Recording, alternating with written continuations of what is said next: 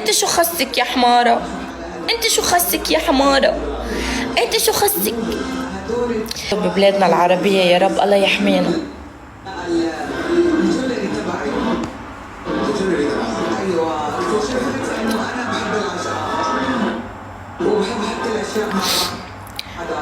حرام وجدان هنيك وانت ببيجامتك قاعدة بالبيت. حرام. انت شو قاهرك يا عمري؟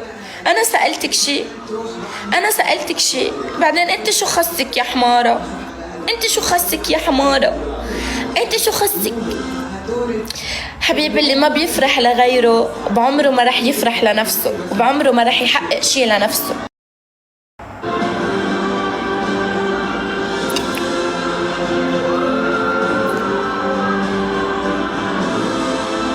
انتو تقبروني انتو.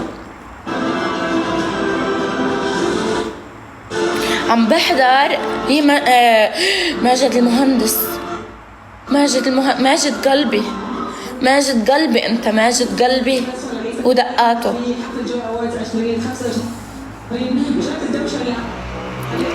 بحب صوته، بحب احساسه، بحب اغانيه. I love him. ماجد المهندس واو. هو بتعرفوا احلى شيء يعني والله العظيم احلى شغله بالجوي اووردز انه اي انسان وصل لهيدا المرحله انه وصل على الجوي اووردز او غيرها، صدقوني مش من عبس. انغام وصلت. انغام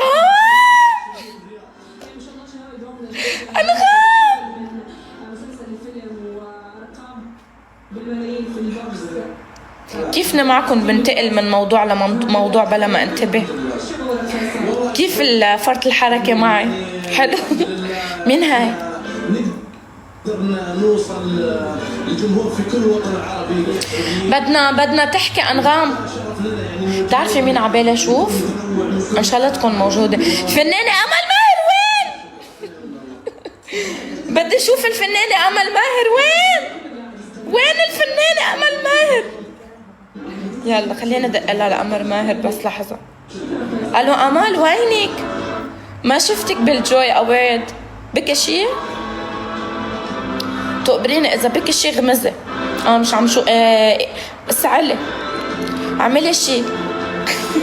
الجمهور العربي كله ناطرك يا امال. هي شو اسمها هيدي؟